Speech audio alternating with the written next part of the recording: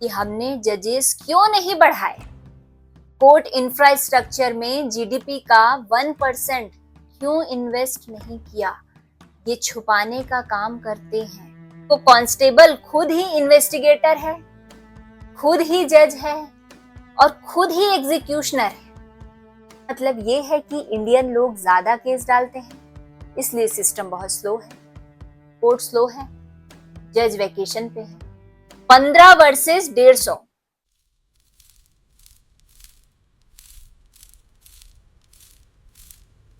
रात के 1 बजे हैं। एक फैमिली, पति पत्नी और उनका छोटा बच्चा अपने गांव वापस जा रहे हैं। सिटी में मूवी देखी, अब बाइक से घर जा रहे हैं। एक सुनसान रोड पे अंधेरे में पुलिस चेक पोस्ट रोक लेता है। चाबी छीन ली जाती है, आदमी को थप्पड़ मारा जाता है। जब वो अपना फोन निकाल के वीडियो बनाने की कोशिश करता है, कैमरे के सामने ही एक और थप्पड़ जड़ देता है। बाइक जबरदस्ती जब्त कर ली जाती है, पैसे निकाल, लेकिन उनके पास पैसे नहीं होते। तो पूरा परिवार एक छोटे बच्चे के साथ रात के 1 बजे 10 किलोमीटर पैदल चलता है और पीछे पुलिस हंसते रहता है। अब सवाल ये है कि उस कांस्टेबल को इतना हौसला कहां से आया? इसका जवाब एक नंबर में छुपा हुआ है।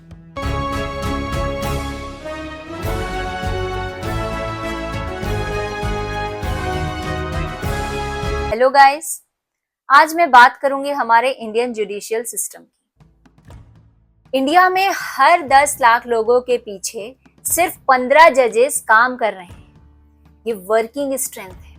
सैंक्शनड स्ट्रेंथ ही सिर्फ 22 है। मतलब जितनी पोस्ट बनाई गई है उनमें से भी पूरी नहीं भरी गई। अब इससे कंपेयर करो अमेरिका से।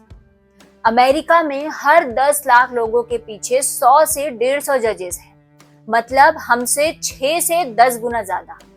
इंडिया में टोटल 21,000 के आसपास जजेस हैं 1.4 बिलियन लोगों के लिए। अमेरिका में 32 से ज्यादा जजेस हैं सिर्फ 340 मिलियन लोगों के। 1 मिनट रुकिए, इसका मतलब ये है कि इंडियन लोग ज्यादा केस डालते हैं, इसलिए सिस्टम बहुत स्लो है? बिल्कुल भी नहीं। प्रोफेसर मार्क ग्लैंटर की रिसर्च कहती है इंडिया का पर कैपिटा फाइलिंग रेट दुनिया में सबसे कम है। अमेरिका में लोग 10 से 15 गुना ज्यादा केस फाइल करते हैं पर पर्सन के हिसाब से। तो फिर बैकलॉग कहां से आया? 5.6 करोड़ पेंडिंग केसेस। सिंपल सी बात है, प्रॉब्लम ज्यादा केसेस की है ही नहीं। प्रॉब्लम ये है कि जजेस ही नहीं है उन्हें सुनने के लिए। और ये कोई नया डिस्कवरी है नहीं। 1987 में ही लॉ कमीशन ने अपना 120th रिपोर्ट में कहा था हमें 50 जजेस पर 10 लाख चाहिए। सुप्रीम कोर्ट ने खुद इस नंबर को 2 अलग जजमेंट में ऑल इंडिया जजेस एसोसिएशन और इम्तियाज अहमद केस में इंडोर्स किया था। भाई आज 2026 में हम उस टारगेट के आधे तक भी नहीं पहुंचे हैं। आपने हेडलाइन देखी होंगी, नेशनल लोक अदालत में 1.5 करोड़ केसेस निपटा दिए गए एक दिन में। वाह, क्या अचीवमेंट है। जरा रुक के सोचिए, एक इंसान जिसका केस 15 से 20 साल से पेंडिंग है बैंक के अगेंस्ट या इंश्योरेंस कंपनी के अगेंस्ट, उस इंसान के पास टाइम है क्या वेट करने का? नहीं। दूसरी तरफ बैंक या सरकार, उनके पास पैसे हैं, पेशेंस है, लॉयर्स की फौज है, उन्हें कोई जल्दी नहीं। तो अब कॉम्प्रोमाइज के लिए बुलाया जाता है। ये कॉम्प्रोमाइज नहीं है, ये एक मजबूरी की सेल होती है। आप अपना हक सस्ते में बेच के घर जाते हो क्योंकि सिस्टम ने आपको इतना थका दिया है। इसको क्रिमिनोलॉजिस्ट रॉबर्ट मैनोकिन ने कहा था, bargain in the shadow of law. हम कह सकते हैं इसे Indian litigant bargain in the shadow of delay. और ये मेगा डिस्पोजल हेडलाइन एक पर्दा है। ये असली सवाल को छुपा देता है कि हमने जजेस क्यों नहीं बढ़ाए। कोर्ट इंफ्रास्ट्रक्चर में जीडीपी का 1% क्यों इन्वेस्ट नहीं किया, ये छुपाने का काम करते हैं और साथ में ब्लेम भी हम पे डालते हैं। लोग बहुत एडवर्सरीज हैं, कोर्ट तक पहुंच जाते हैं छोटी छोटी बातों पर। नहीं भाई, हम कोर्ट तक इसलिए पहुंचते हैं क्योंकि कोई और रास्ता है ही नहीं, कुछ भी नहीं बचा। एक छोटा बच्चा सेकेंड स्टैंडर्ड में पढ़ता है, उसका स्किन कलर थोड़ा डार्क है। बस में कुछ बच्चे उसे टॉन्ट करते हैं, वो मासूम बच्चा अपने टीचर को बता देता है। टीचर उस बुली से बात करते हैं, लेकिन बुली और उसकी बहन मिलकर रिवेंज लेते हैं और हरास करना बढ़ा देते हैं। बात प्रिंसिपल तक जाती है, प्रिंसिपल डांट लगाते हैं, सॉरी बुलवाते हैं। ठीक, लेकिन अगले दिन बस स्टॉप पे बुली का बाप आता है। एक एडल्ट एक 7 साल के बच्चे को धमकाता है, सीधा आंखों में देखकर। अब ये बच्चा क्या करे? पुलिस में जाए या बोला जाएगा छोटी सी बात है, बच्चों की लड़ाई है, कोर्ट जाएं, वहां भी हंसी उड़ जाएगी। ये बाप इतना कॉन्फिडेंट है कैसे? क्योंकि उसे पता है कोई भी फॉर्मल मैकेनिज्म नहीं है जो उसको तुरंत कॉन्सिक्वेंस दे सके। यही है वो सर्टेनिटी का गैप जिसकी बात हम आगे करेंगे। अगर आप खुद कभी इस सिचुएशन में हो, याद रखिए, एक एडल्ट को माइनर को बस स्टॉप में धमकाना बुलिंग नहीं है, ये सीधा इंटिमिडेशन है।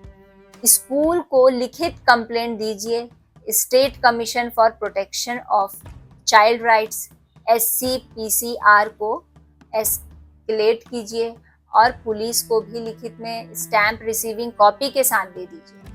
उस कांस्टेबल को पता है अगर केस भी बन गया तो चार्जेस फ्रेम होने में 10 से 15 साल लग जाएंगे। तब तक तो रिटायर हो चुका होगा या ट्रांसफर हो चुका होगा या प्रमोट हो चुका होगा।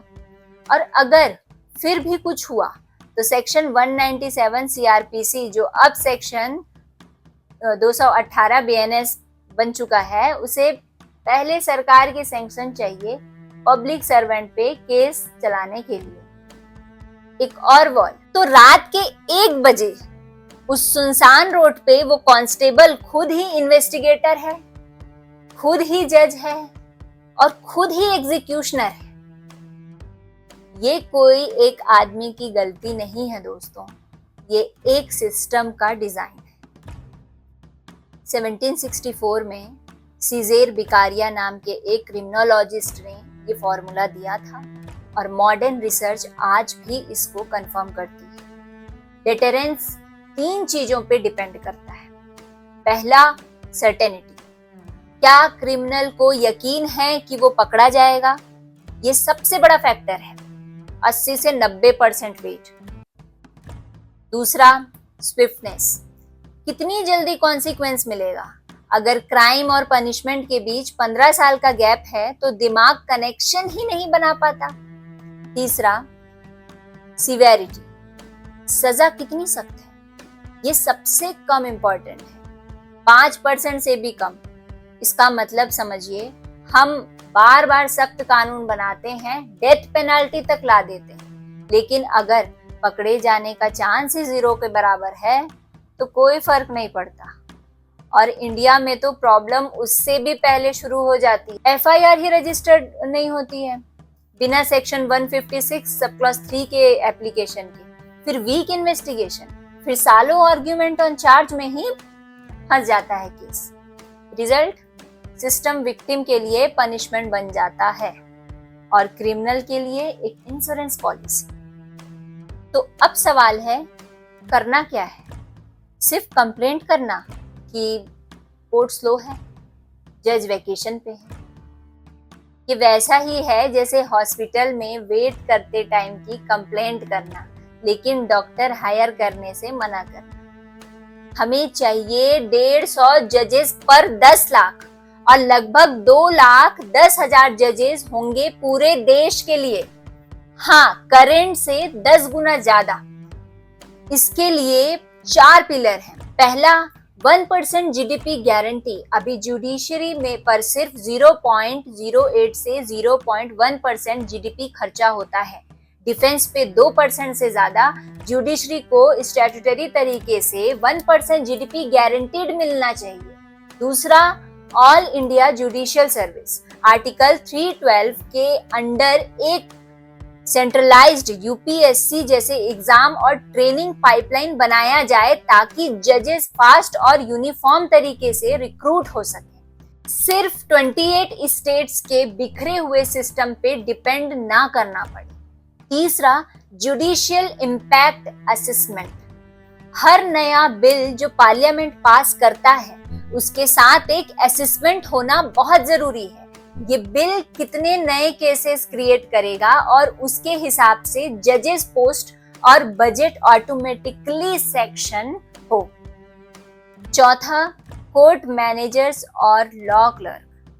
जज अपना 30 से 40% काम क्लेरिकल काम में वेस्ट करते हैं। हर जजेस के साथ प्रोफेशनल सपोर्ट स्टाफ हो ताकि वो सिर्फ एडजुडिकेशन पर फोकस कर सके। दोस्तों, अगली बार जब आप किसी जज का वायरल क्लिप देखोगे या कोर्ट की छुट्टी पे आउटरीच करोगे, 1 सेकेंड रुको। असली सवाल ये नहीं है कि जज स्लो है। असली सवाल ये है कि एग्जीक्यूटिव ब्रांच ने जानबूझकर तीसरे पिलर को इतना कमजोर क्यों रखा है।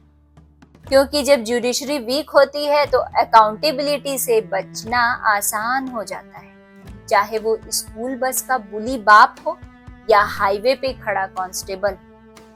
अगर आपको ये वीडियो सही लगा तो इस नंबर को याद रखो, 15 वर्सेस 150।